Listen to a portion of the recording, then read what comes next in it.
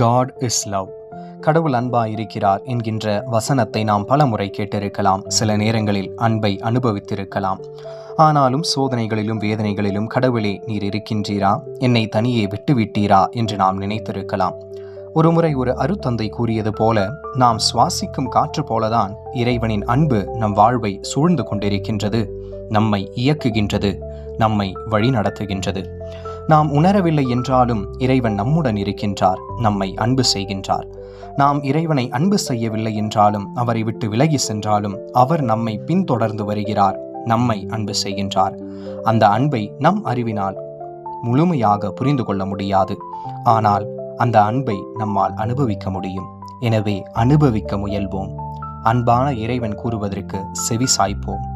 உனக்கு நான் முடிவில்லாத அன்பு காட்டியுள்ளேன், எனவே பேரன்பால் உன்னை ஈர்த்துள்ளேன்.